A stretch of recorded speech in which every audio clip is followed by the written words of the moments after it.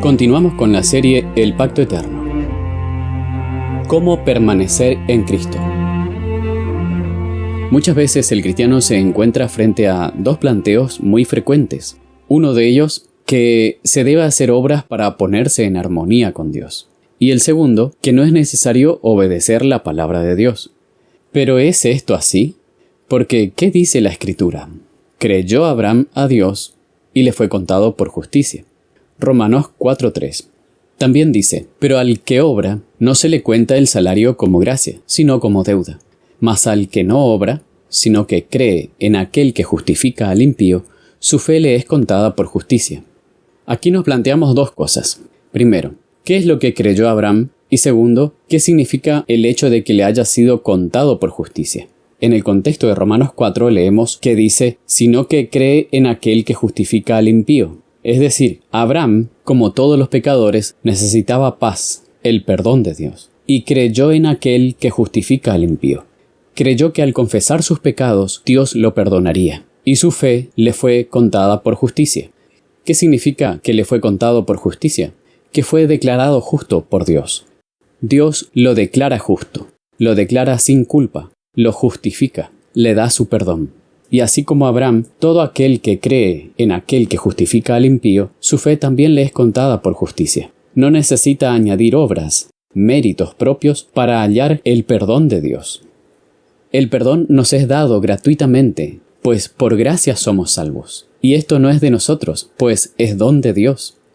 Ahora, así como Abraham fue reconciliado con Dios por medio de la fe, y comienza un caminar, un peregrinar con Dios, empieza a relacionarse con Dios. Pero la gran pregunta ahora es, ¿qué pasa después de ser perdonados por Dios? ¿Cómo permanezco en Cristo? Muchos cometen el error de medirlo a través de sus sentimientos, pero la fe y los sentimientos están tan separados como el este del oeste. Nuestro Señor Jesucristo nos dejó enseñanzas muy claras al respecto en su palabra. Vayamos al capítulo 15 del libro de Juan. Jesús dijo, yo soy la vid verdadera, y mi Padre es el labrador. Todo pámpano que en mí no lleva fruto, lo quitará, y todo aquel que lleva fruto, lo limpiará, para que lleve más fruto. Ustedes ya están limpios por la palabra que les he hablado. Permanezcan en mí, y yo en ustedes. Como el pámpano no puede llevar fruto por sí mismo, si no permanece en la vid, así tampoco ustedes, si no permanecen en mí. Antes de continuar con la lectura de este capítulo, conozcamos un poco cuáles son las partes de la vid. La vid tiene su raíz, la cepa, los sarmientos, que son las ramas más viejas. Los pámpanos son generados en la primavera y son los que llevan las flores y las frutas. Con el tiempo, los pámpanos, al madurar su madera, también pasan a llamarse sarmientos. Pero el pámpano tiene fibra tierna, no tiene la capacidad de echar raíces. Tiene una necesidad vital de estar unido a la vid para su desarrollo y sustento. Y permaneciendo en ella recibirá la savia que le permitirá crecer, desarrollarse y a su tiempo llevar flores y frutos. Yo soy la vid, dijo Jesús. Ustedes son los pámpanos. El que permanece en mí y yo en él, éste lleva mucho fruto, porque separados de mí nada pueden hacer. ¿Qué significa permanecer? La palabra permanecer viene de la palabra griega que es meno, que significa quedarse como huésped, alojar, residir, mantener una comunión ininterrumpida, que se mantiene firme o perdura para siempre. La misma palabra permanecer nos habla de estabilidad, de descanso, de una relación continua, de una dependencia constante. Vemos entonces que en esta parábola, Cristo representa al Padre como el labrador. Asimismo se representa con la vid verdadera, y a nosotros como los pámpanos, de los cuales hay algunos que dan fruto y otros que no dan fruto. También dijo, porque separados de mí nada pueden hacer. Dios a través de Cristo creó y sustenta el universo, y Dios a través de Cristo sustenta la vida de todas sus criaturas. No recibimos la vida como un paquete, de manera que podamos vivir aislados o separados de la fuente de vida, de ninguna manera. Recibimos la vida de manera continua, nos es dada continuamente, se nos imparte continuamente la vida. Notemos que Cristo no se representó como un cedro que se levanta en forma independiente, sino como una vid que depende del labrador, es decir, de su Padre. Y a su vez a nosotros nos representa como los pámpanos, o las ramas tiernas, las cuales también dependen vitalmente de la vid.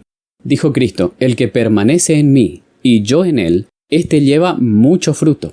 Así como aquel pámpano que permanece en la vid recibe la savia vivificante de la vid, lo cual produce su desarrollo saludable y fructífero, así también todo aquel que permanezca en Cristo y Cristo en él, desarrollará también un carácter saludable y fructífero, donde se manifestarán los frutos del Espíritu en su vida. También dijo Cristo: el que en mí no permanece será arrojado fuera, como pámpano que se seca, y los recogen y los echan en el fuego, y arden. Triste es el destino de aquellos que no permanecen en Cristo. Pues separados de Cristo no podemos hacer nada, ni aún vivir, pues la vida misma es un don de Dios. La vida necesita ser sustentada. ¿Cuál es la condición del ser humano sin Cristo? Cristo dijo: separados de mí, nada pueden hacer. Separados de Cristo, nada podemos hacer. No tenemos poder para hacer el bien. Somos esclavos del pecado y estamos muertos en pecados. El libro de Efesios dice: aun estando muertos en nuestros pecados, nos dio vida junto con Cristo, y por su gracia Él nos salvó. También dijo el Señor Jesús: si permanecen en mí, y mis palabras permanecen en ustedes, pidan todo lo que quieran y lo tendrán. Notemos lo siguiente: Cristo dijo: permanezcan en mí, y yo en ustedes. Y luego dijo: si permanecen en mí, y mis palabras permanecen en ustedes. Si su palabra permanece en nosotros, Él mora en nosotros. Pero si alguien rechaza la palabra de Dios, rechaza a Cristo, pues Cristo es la palabra de Dios. Veamos también que hay una condición y una promesa. Si permanecen en mí y mis palabras permanecen en ustedes, y ahora la promesa: pidan todo lo que quieran y lo tendrán.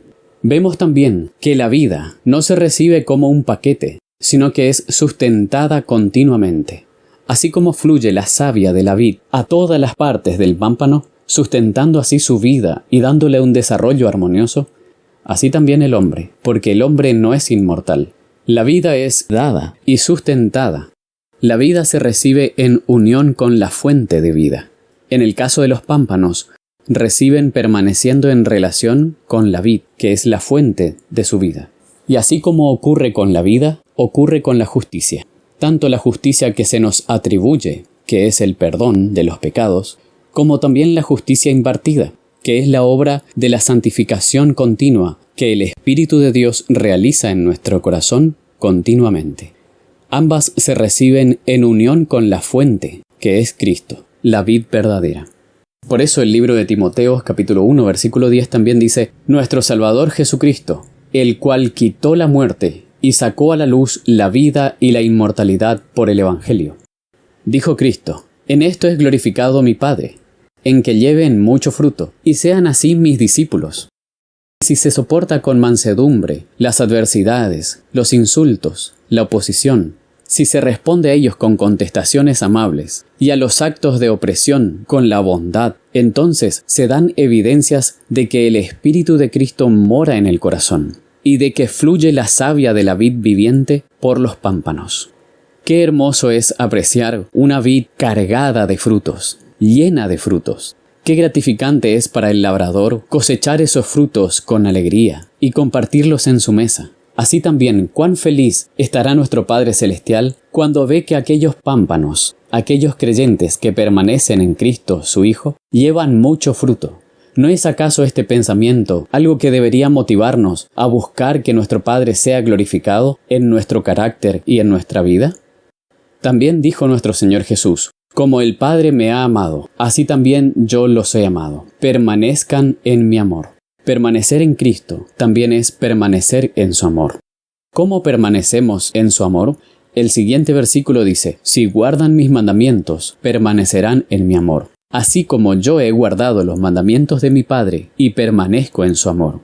La palabra guardar, del griego teros, significa proteger de pérdidas o lesiones, adecuadamente manteniendo la vista sobre el objeto de cuidado. Por implicación, detener, bajo custodia. En sentido figurado, mantener. Por extensión, retener, servir, vigilar. Es decir, atesorar, cuidar algo como un tesoro apreciado, vigilarlo, cuidarlo, mantener la vista atentamente sobre ello. ¿Y qué es lo que debemos guardar? Los mandamientos de Dios. Y no solo algunos, sino todos sus mandamientos. ¿Qué es lo que nos separa de Cristo? Cuando la mente es absorbida por los placeres del mundo, las perplejidades y las tristezas de la vida, o por nuestras faltas e imperfecciones, o por las faltas de otros, nos alejamos de Cristo. Y separados de Cristo, nada podemos hacer. En esto debemos ser muy cuidadosos. Isaías 59:2 dice: «Pero vuestras iniquidades han hecho división entre vosotros y vuestro Dios, y vuestros pecados han hecho ocultar de vosotros su rostro, para no oír». Nuestras iniquidades producen división entre nosotros y Dios. Nuestros pecados han hecho ocultar su rostro de nosotros. ¿Y qué es el pecado? Pues el pecado es transgresión de la ley de Dios. Ahora, ¿qué significa realmente permanecer en él? Veamos un poco cómo se hace un injerto. Como vemos en la imagen, se hace un corte transversal en la rama. Luego, se abre una rajadura en la mitad. En las ramas o esquejes que van a ser injertados en la planta, se los corta en forma de cuña, de manera que puedan encajar en la abertura de la planta. La corteza de una debe coincidir con la corteza de la otra, pues ahí es donde va a cicatrizarse, va a cerrarse la herida. Luego se pone una cinta impermeable, de manera que esta nueva unión quede bien protegida, libre de gérmenes y de cualquier cosa externa que pueda amenazar esta nueva unión. También debe quedar firme, no debe moverse, pues las fibras de una se unirán con la otra y llegarán a ser uno. Esta ilustración también vemos en el libro de Romanos, en relación al olivo, refiriéndose a la gran mayoría del pueblo de Israel. Dice: «Por su incredulidad fueron desgajadas, pero tú por la fe estás en pie. No te exaltes en tu mente, sino teme, porque si Dios no perdonó a las ramas naturales, a ti tampoco te perdonará». Mira pues la bondad y la severidad de Dios. La severidad ciertamente para con los que cayeron, pero la bondad para contigo si permaneces en esa bondad. Pues de otra manera tú también serás cortado. Y aun ellos, si no permanecieren en incredulidad, serán injertados, pues poderoso es Dios para volverlos a injertar. ¡Qué solemne amonestación! Debemos considerar la bondad de Dios y la severidad también de Dios. Bondad para quienes permanecen en esa bondad, y severidad para quienes no permanecen en esa bondad, para con los que caen de esa bondad. Pero ¿qué es lo que hace que una persona pueda caer, es decir, no permanecer en la bondad de Dios?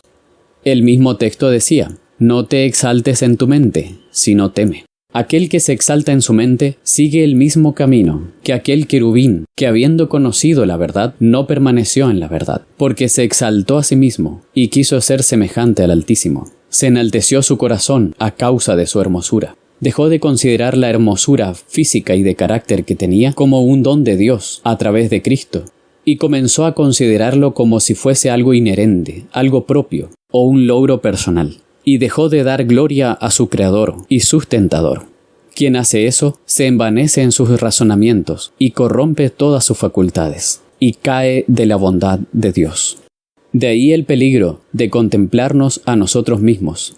Debemos siempre contemplar a Cristo, que para que nosotros fuéramos injertados en Él, fue herido por nuestras rebeliones, fue molido por nuestros pecados. El castigo de nuestra paz fue sobre Él, y por su llaga fuimos nosotros curados. Contemplemos al Hijo de Dios, crucificado en un madero, derramando su vida, su sangre, por cada uno de nosotros, y clamando: «Padre, perdónalos, porque no saben lo que hacen». Contemplemos a Cristo, al dador de la vida, muriendo para darnos vida. Volvemos a la pregunta inicial: ¿cómo permanecemos en Cristo? Por tanto, de la manera en que han recibido al Señor Jesucristo, así anden en Él. Mas el justo vivirá por la fe. ¿Cómo recibimos a Cristo al principio? Pues por la fe. ¿Cómo ha de vivir el justo? Por la fe. Entonces, ¿cómo permanecemos en Cristo? Pues por la fe. Cristo es todo para nosotros. Permaneciendo en Cristo, debemos darle todo: el corazón, la voluntad, la vida. Y debemos tomar todo: a Cristo, la plenitud de toda bendición. Cristo, nuestra justicia, poder y sabiduría de Dios, nuestro ayudador, quien habiendo sido tentado en todo, es capaz de socorrer a todo aquel que es tentado. También dijo Cristo: «Estas cosas les he hablado para que mi gozo esté en ustedes, y su gozo sea pleno. Este es mi mandamiento, que se amen unos a otros, como yo los he amado. No hay mayor amor que este, que uno ponga su vida por sus amigos. Ustedes son mis amigos, si hacen todo lo que les ordeno. Debemos prestar mucha atención a todo lo que Cristo nos ordenó y nos dio mandamiento, no solo a algunas cosas, si es que queremos ser amigos de Cristo. ¿Quieres tú realmente ser amigo de Cristo? Pues entonces prestemos mucha atención a todo lo que Él nos enseñó. También dijo Cristo: ya no los llamaré siervos, porque el siervo no sabe lo que hace su Señor, pero los he llamado amigos, porque todas las cosas que oí de mi Padre les he hecho saber. No me eligieron ustedes a mí, sino que yo los elegí a ustedes, y los he puesto para que vayan y lleven fruto, y su fruto permanezca, para que todo lo que pidan al Padre en mi nombre, Él se los conceda. ¿Cuál es el resultado de permanecer realmente en Cristo? Leamos lo que nos dice la primera carta del apóstol Juan. Y ustedes saben que Él se manifestó para quitar nuestros pecados, y en Él no hay pecado. Todo aquel que permanece en Él no peca. Todo aquel que peca no le ha visto, ni le ha conocido. Hijitos, nadie os engañe. El que practica la justicia es justo, como Él es justo. El que practica el pecado es del diablo, porque el diablo peca desde el principio. Para esto apareció el Hijo de Dios, para deshacer las obras del diablo. Todo aquel que es nacido de Dios no practica el pecado, porque la simiente de Dios permanece en él, y no puede pecar, porque es nacido de Dios. En esto se manifiestan los hijos de Dios y los hijos del diablo. Todo aquel que no hace justicia y que no ama a su hermano no es de Dios. Todo aquel que es nacido de Dios no practica el pecado, es decir, no está dominado por el pecado, pues es libre porque la simiente de Dios permanece en él. ¿Quién es la simiente de Dios? Es Cristo mismo. Cristo nos da poder para vencer el mal. Por lo tanto, aquella persona que permanece en Cristo y Cristo en él no puede pecar, porque la simiente de Dios permanece en él. Y en esto se pone de manifiesto quiénes son hijos de Dios y quiénes no son hijos de Dios. También dice: el que practica la justicia es justo. Esta es la justicia que Cristo nos imparte.